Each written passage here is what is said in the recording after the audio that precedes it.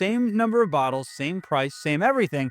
Just that little thing made sales skyrocket. What if being in the top 1% of business owners and entrepreneurs was as simple as knowing 3 simple numbers about your business? And if you know these numbers, then you're going to be able to make better decisions. You're going to be able to make a bigger profit. You're going to be able to predict your growth. You're going to have a competitive advantage over your competition. And you're also going to be able to improve your cash flow. However, if you don't know these numbers, and trust me, I know this firsthand, and there's even a good chance that your business is going to go out of business because you're going to run out of money. And I was guilty of ignoring these numbers for a long time. In fact, I suffered from all of these problems. I was frustrated. I didn't know where all my money was going. I didn't have a good grip on my business. So I asked somebody who's smarter than me for some advice, and they asked me what were these 3 numbers in my business. And I kind of looked at them with a blank stare.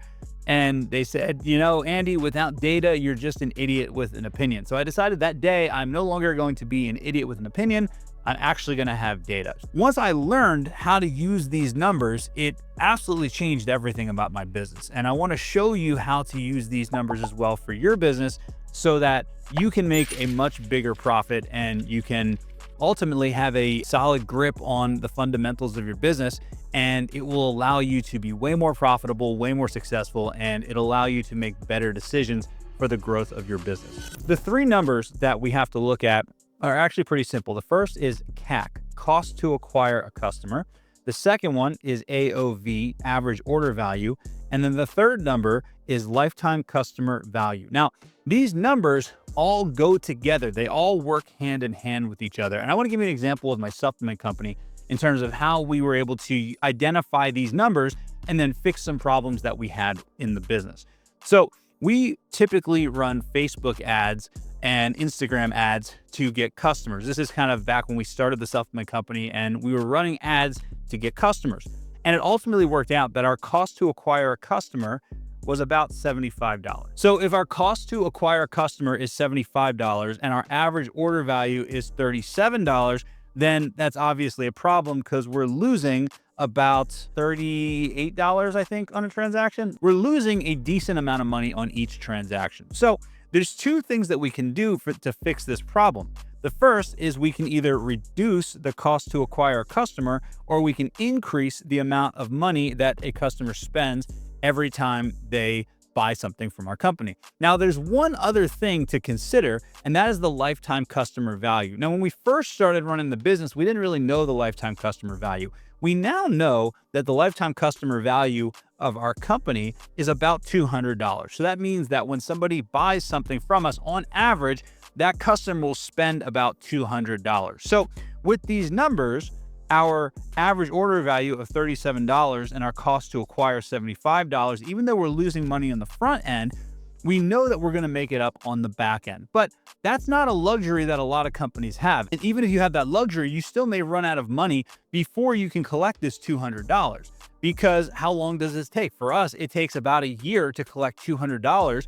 And if we don't have the runway to support that, then we're going to be having a big problem, right? So how do we fix this? Well, as I said, we can either lower our cost to acquire a customer or we can increase our average order value. Now, I believe that it is easier to increase your average order value than it is to reduce the cost to acquire a customer. That doesn't mean that you can't do both, but for an immediate effect, I immediately started looking at, okay, how can I increase the average order value so that people are spending more money and then we can get over this $75 barrier. So how did I increase our average order value for my supplement company? Well, I played around with a few things, and by doing this, I was able to get our average order value from $37 up to $125. And that meant that we went from losing about $40 per bottle to making about $50 per bottle. And it also increased our lifetime customer value slightly. So there's a couple steps that I did, but it all revolves around creating a better offer. How do you create a better offer? So originally we only sold one product. It was one bottle, a single bottle for $37. And when that's your only offer, then the most you can make is $37. Seems obvious, but it wasn't to me at the time. So I decided to introduce a multi-bottle offer. So to do this, the first thing I did is I immediately raised the price on a single bottle from $37 up to $59. And then I introduced 2 other price points. I introduced 5 bottles and 3 bottles. Now, the 5-bottle offer was the one that I wanted to sell the most of. So I made that $199 for 5 bottles, which prices it at just about $40 per bottle, which is actually $3 more per bottle than I was selling the individual bottle anyway.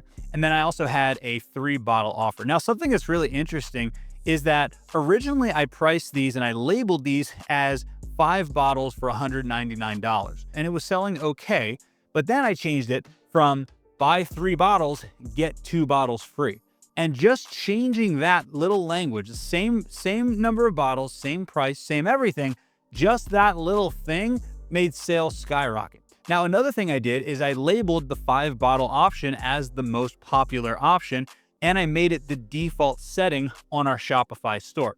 So doing those very simple things allowed me to increase our average order value by nearly $90, which is pretty crazy. And it's the difference between having a losing product and a product that's actually making money on the front end. And now that business does millions of dollars per year, and it's all based off of this order and this pricing structure that we have. Now, that's just for a Shopify store, but there's lots of other ways that you can increase value as well. All you have to do is look at your offer. So one of the things that I love doing is I love asking myself a question. If I raised my prices by 10 times, how could I provide so much value that it would be stupid for the person not to say yes to that offer, even if my prices were 10 times higher than they are right now?